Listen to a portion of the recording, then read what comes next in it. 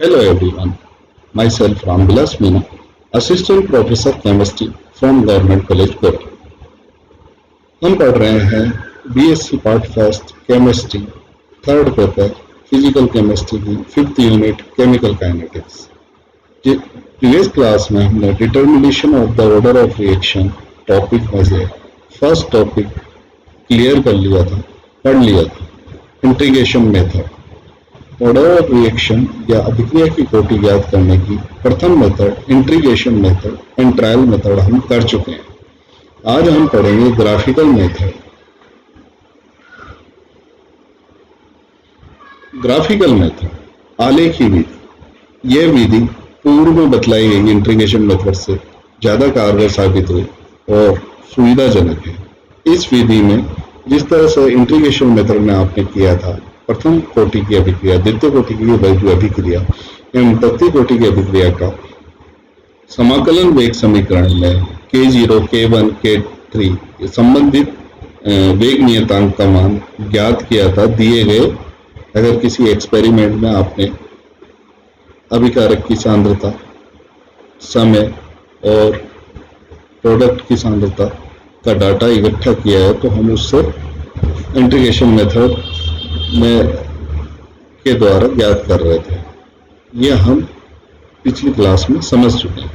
इसमें सेम उन्हीं इंटीग्रेशन फॉर्मूले या समाकलन वेग समीकरण जीरो ऑर्डर, फर्स्ट ऑर्डर और सेकंड ऑर्डर के लेंगे, लेकिन फर्क सिर्फ इतना है कि हमने जो पूर्व क्लासेस में इनके आलेख बनाए थे जीरो ऑर्डर के लिए, फर्स्ट ऑर्डर के लिए और सेकंड ऑर्डर के लिए, और वो आलेख में जिस तरह से ग्राफ प्राप्त हुआ था या हमें मिला था, अगर किसी अभिक्रिया के लिए, किसी अननोन अभिक्रिया के लिए उसी तरह का ग्राफ मिलता है, जो जीरो ऑर्डर से संबंधित होगा तो वो जीरो ऑर्डर की अभिक्रिया कहलाएगी, फर्स्ट ऑर्डर से संबंधित होगा तो प्रथम कोटि की अभिक्रिया कहलाएगी, सेकंड ऑर्डर के समान प्राप्त हुआ तो वो द्वितीय कोटि की अभिक्रिया कहलाएगी।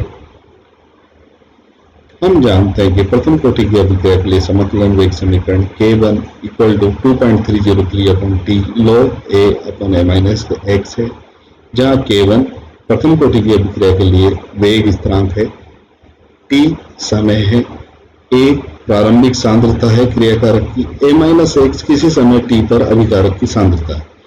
द्वितीय कोटि के लिए वेग स्थिरांक K2 का मान 1 upon T 1 upon A minus x minus 1 upon A है, जहाँ T टाइम है, A minus x किसी समय T पर अभिकारक की सांद्रता है, x उत्पाद की सांद्रता है, A प्रारंभिक सांद्रता है। तृतीय कोटि के लिए भी सेम K3 बराबर 1 upon 2T ब्रैकेट में 1 upon A minus x square minus 1 upon A square. संबंधित मान उसी तरह से हैं जिस तरह से हमने पूर्व, प्रथम कोटि और द्वितीय कोटि के लिए बतलाया। इन समीकरणों से स्पष्ट है कि अभिक्रिया की कोटि का निर्धारण समय t व इसके विपरीत सांद्रता, जो कि हम जनरली y अक्ष पे लेते हैं, अर्थात अभिकारक की सांद्रता के उचित फलन को आलेखित करके किया जा सकता है। हम पूर्व क्लास में पढ़ चुके हैं, कक्षा में पढ़ चुके हैं कि हमने x अक्ष पर आप जनरली या सामान्यतः हम समय को लेते हैं और y अक्ष पर हम लेते हैं सांद्रता के पद आपका log A माइनस x या कुछ भी हो सकता है जो सांद्रता से संबंधित है, और प्राप्त ग्राफ को हम कंपेयर करेंगे पूर्व में जिस तरह से जीरो ऑर्डर और फर्स्ट ऑर्डर और सेकंड ऑर्डर की ग्राफ आए उस तरह से अगर आता है तो वो उससे संबंधित अभिक्रिया की कोटि हो के समान होगा या माना जाएगा कि वो कोटि उस कोटि की अभिक्रिया है।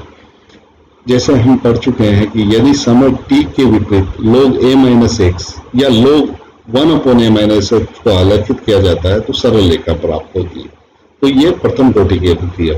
अब अगर हम किसी अननोन अभिक्रिया जिसकी कोटि हमें ज्ञात नहीं है उसको ज्ञात करना है, और अगर प्रायोगिक रूप से हमने उसके किस समय पर, किसी समय t पर सांद्रता के पद ज्ञात कर लिए हैं तो वो मान हम उन मान से हम हम आलेख खींच सकते हैं समय और सांद्रता के पद के मध्य में। अगर समय और log a माइनस एक्स के मध्य खींचा गया ग्राफ या log 1/a माइनस के नीचे खींचा गया ग्राफ सरल रेखा प्राप्त होती तो वो प्रथम कोटि की अभिक्रिया होगी।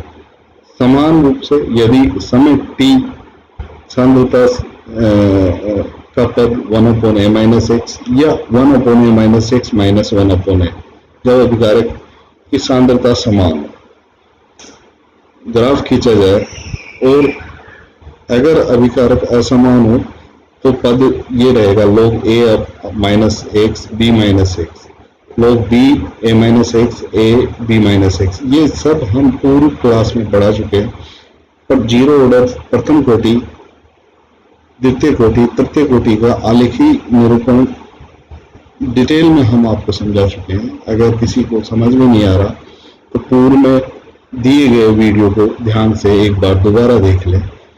अगर ये खींचे गए ग्राफ उन संबंधित कोटि के समरूप आ रहे हैं तो ये उस ऑर्डर की अभिक्रिया होगी जिससे संबंधित ग्राफ हमें मिल रहा है। इसी प्रकार अगर तृतीय कोटि की अभिक्रिया है वो तो t यानी समय और सांद्रता के पद के मध्य अगर आलेख खींचा जाए तो तृतीय कोटि की अभिक्रिया के आलेख के समरूप प्राप्त होगा। इस तरह से आलेखी विधि द्वारा हम ज्ञात कर सकते हैं कि अभिक्रिया किस कोटि की होगी। एक और पद्धति आलेखी विधि से, आलेखी विधि में दो विधियां जनरली दो तरीके से हम ज्ञात कर सकते हैं। एक तो साधारणतः हमने जिस तरह से आलेख प्रथम कोटि, द्वितीय कोटि और तृतीय कोटि की अभिक्रियाओं के लिए आपको पूर्व में बता चुके हैं। और सेकंड है कि एक माना एक n कोटि की अभिक्रिया है जिसमें अभिकारकों की प्रारंभिक सांद्रता समान है। अगर आपको ये पता है और इसको निम्न समीकरण द्वारा दिखा सकते हो, इस अभिक्रिया का वेग dx/dt उस अभिक्रिया का वेग होगा जो कि kn, अगर वो जीरो ऑर्डर की होगी तो वो k0 आ जाएगा, अगर फर्स्ट ऑर्डर की है तो k1 आ जाएगा। लेकिन हमने सबके लिए समान रूप से लिख दिया dx/dt kn a minus x, a जहां उसकी अभिकारक की प्रारंभिक सांद्रता है, x उत्पाद की सांद्रता है और n जो है आपकी अभिक्रिया की कोटि। जिस कोटि की अभिक्रिया होगी वो n, जनरली इसका लॉगरिथम ले लिया। लॉगरिथम लेने के बाद log dx/dt, क्योंकि हम जानते हैं log m cross log n होता है log m plus log n, और n की पावर अगर m की पावर n है तो log में n log m लिख सकते हैं। तो इन दोनों फॉर्मूलों की वजह से k log kn plus n log a minus x लिखा, पूर्व में हम बता चुके हैं। और प्रथम यूनिट जो आपकी है उसमें सिंपल मैथमेटिक्स फॉर्मूले आपको बताएं, वहां भी आपको log फॉर्मूले विस्तृत रूप से समझाए जाएंगे।